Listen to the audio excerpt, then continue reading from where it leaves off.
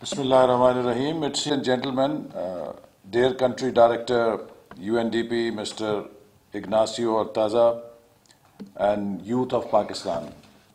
First of all, let me welcome you on behalf of my ministry to this consultative workshop on empowering youth for a peaceful, inclusive, and just Pakistan. As you all know, that youth have a very critical role to play in any society, and particularly in our society where youth is the majority or the core of Pakistani society. And if you look globally, youth is also globally now more than 51% of the world population. We have entered into very challenging era.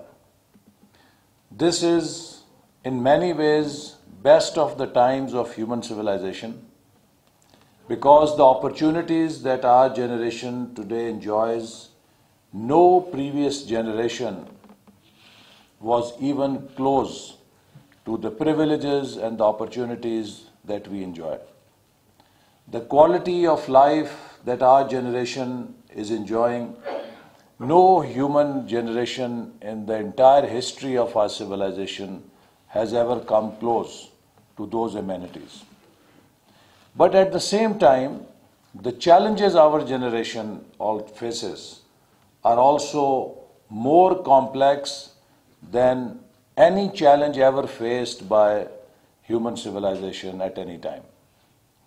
The means of destruction that we have in our hands, no human generation has ever had.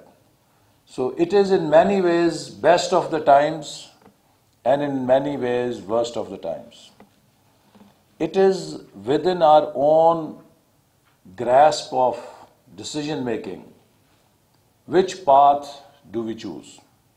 Do we take human civilization on the path of peace, stability, and shared prosperity, or we take our journey on the path of conflict, destruction, and intolerance? This will decide the future of the world. It is not only the conflict that is happening, it is also the rapid speed or pace of changes that is challenging our order. Today, the speed of progress has multiplied manifold. In my generation, I have seen how learning has moved from slates on which we used to write with chalks to tablets which are run on 4G technology. And this is only beginning of the journey, and this speed is further going to get accelerated.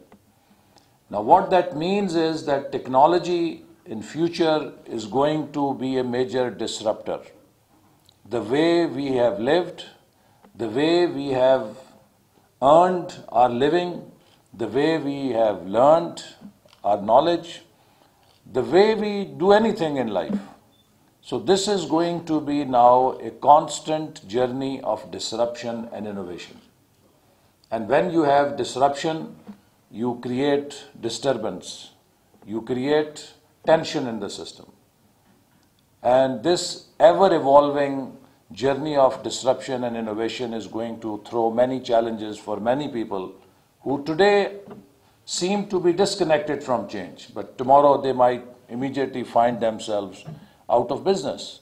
They might find themselves exposed to certain vulnerabilities, and that can pose more challenges for societies. Look how Uber has redefined the model of public transportation.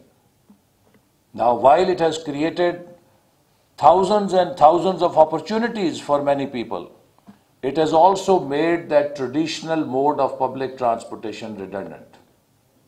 What Amazon is doing today or Alibaba is doing through e-commerce, that is making hundreds and thousands of jobs redundant, but at the same time creating new jobs also. So there is this constant disruption and innovation which is throwing opportunities as well as challenges. So it is very important that we include youth in our efforts to chart our future journey, to make sure that in this journey of constant change, in this journey of many challenges that are thrown towards our societies, we are not victims of change. It is said that generally when change happens, you can respond to change in three manners. Either you embrace change proactively. That means that you try to read future, you try to read the change and prepare yourself for that change so that when the change comes, you are not the victim, you are the beneficiary of change. Second is you give reactive response. And reactive response is that you wait for the change to occur, and when it happens, you try to do damage control. That is, you are at the mercy of the change. Whatever will happen will be the choice of the change, how much damage it can do to you, but you try to do some damage control under that scenario. The third is you fail to recognize change and you deny the change. And in denial, you only destroy yourself. So there is not even the choice of damage control. So as a progressive nation or as a progressive society, it is duty for us and for anyone that we must understand the changes that are happening in our world, in our society, and try to be proactive about them. We, in 2013, immediately after coming into government, chalked out a vision for Pakistan, Vision 2025. Where should we go? What kind of society should we become? How can Pakistan be a leading economic power in the world? And in 2014, when we said that we want to be among the top 25 countries of the world, many people questioned our intent.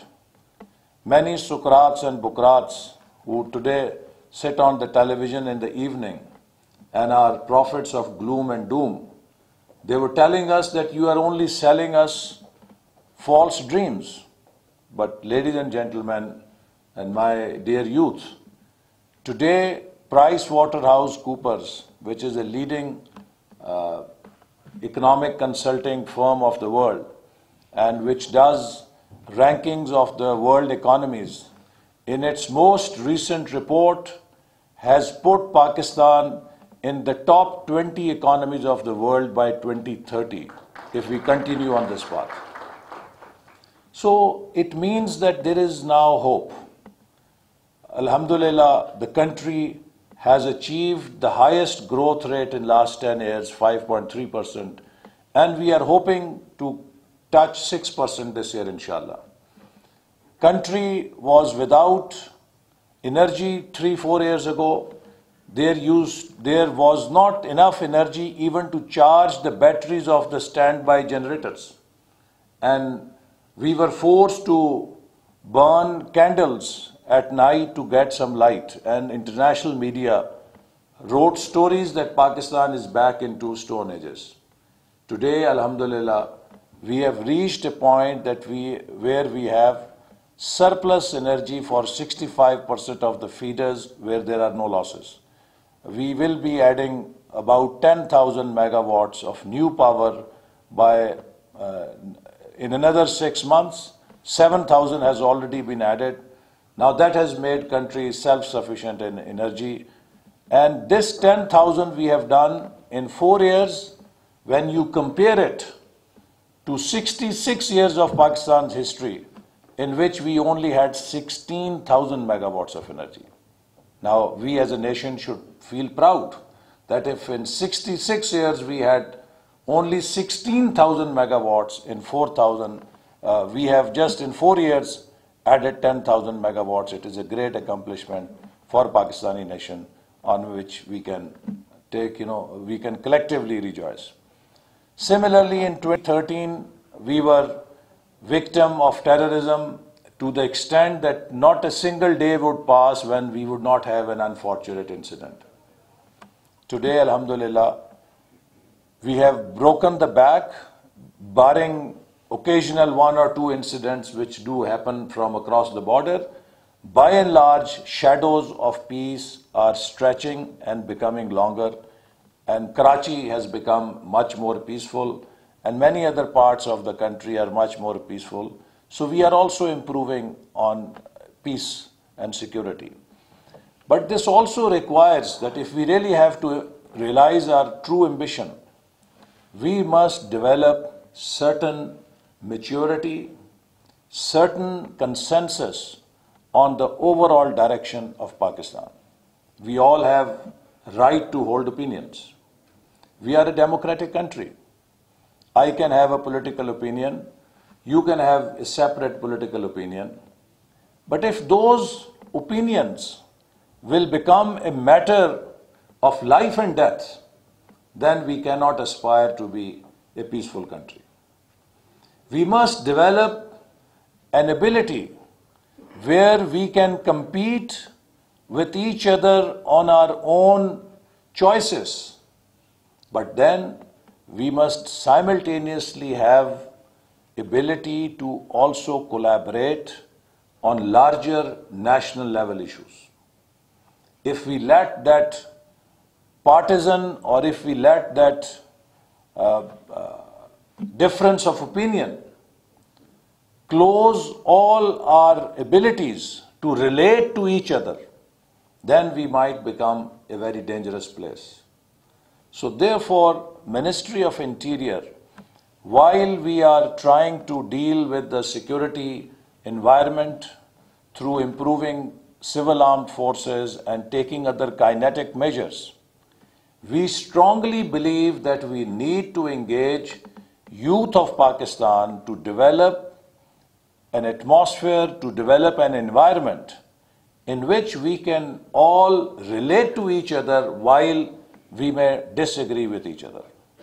We must provide spaces where we can have open and frank dialogue, not on the basis of violence, but on the basis of logic and debate. This is what gives any society strength. I can hold an opinion and I can be as a patriotic Pakistani as someone else who has a different opinion. But if I think that I am the only Pakistani because I hold a particular opinion, and anyone who differs with my opinion is now a lesser Pakistani or less patriotic, then we have trouble. And this is, I think, what we need to really address. Try to create an understanding, try to create certain environment in which we can openly, honestly engage with each other, understand each other's. Very often, you come to appreciate others' point of view once you try to understand what is the basis of that person's assumption. If you only look at that person's views on the basis of arguments, you will have maybe extreme reaction. But if you try to understand that what are the assumptions with which that person is speaking, you sometimes begin to empathize with that person. So we must develop that ability to understand each other and to also allow this pluralism in our society, because democracy without pluralistic shade cannot be a democracy. If one opinion is the dominant opinion and there can be no other opinion, then that thing is no longer democracy. It goes into fascist tendency. So there are no blacks and whites. If we are in democracy you will have different shades of gray opinions. People can have, different opinions, yet they can choose to change opinion and form opinion. There is no absolute right and there is no absolute wrong. I can be half right, half wrong. I can be 3/4 right, 1/4 wrong, or whatever, So, and that ability or understanding or tolerance is very critical. And I think from youth, we expect that they must create such movement in the country where we are able to protect our future from the conflicts that are emerging globally. Unfortunately, the micro power of media has enabled humanity to broadcast their differences at a much larger scale at global level.